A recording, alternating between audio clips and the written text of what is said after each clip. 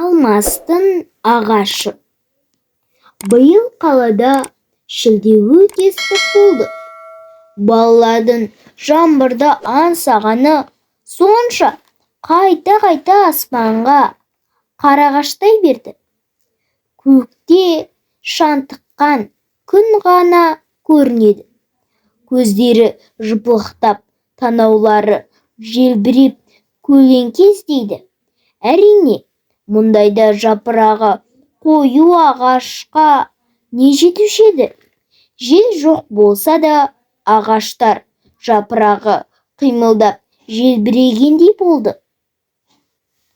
Ал алпамыстар тұратын жаңа ықшамдауылдағы ағаш әлі аласа.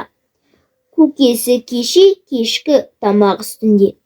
Таңертең күн салқын, ауа таза. Ертең тұрға адам күні бойы онша ыстықтамайды. Жұмыста да өнімді істейді дейді. Алпамыс оны құлағына құйып ала қойды. Алмас ерте тұрып киініп далаға шықты. Аулада бірде-бір бала жоқ. Маңай тып-тыныш, күн салқын, ауа тап-таза екен. Мәдениет сарайын бір аралап келді. Салқын ауаның әсерінен қайнаған ыстықты онша елемеген секілді.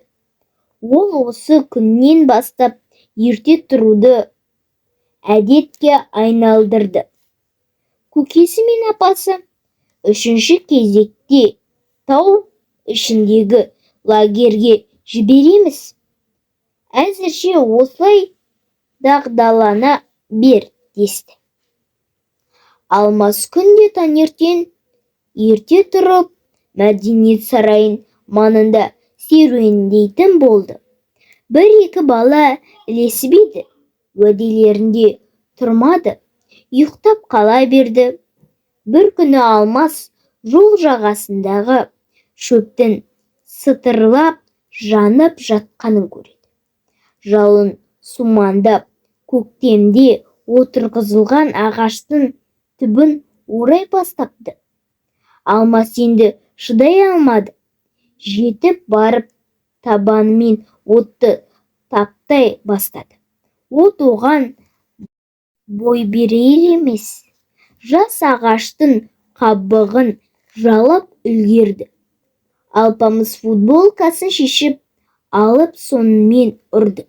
Әзер дегенде өшірді. Ақ футболкасы қап-қара күйе болды.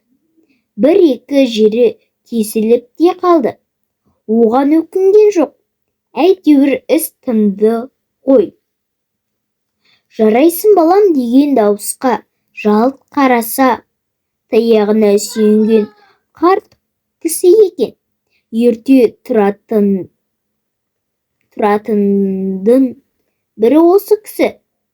Мына ағаш енді сенікі болсын балам дейді. Өзін қарап сақтап жүр енді. Атың кім? Алпамыс. Енді мұны Алпамыстың ағашы дейміз. Қай сыныпта оқисың? Күзде екіншіге барамын. Ой айналайын, мен сені үшінші не төртінші оқитын шығар десем. Таудай болып өсе бер қара. Ақ футболкаға ештеңеге жарамай қалды. Көкесі мен апасы бұл үшін ұшып ұрысқан жоқ. Қайта құптады. Алпамыс әлі күнге дейін ерте тұрады. Мәдениет сарайын айнала жүгіріп шынығады.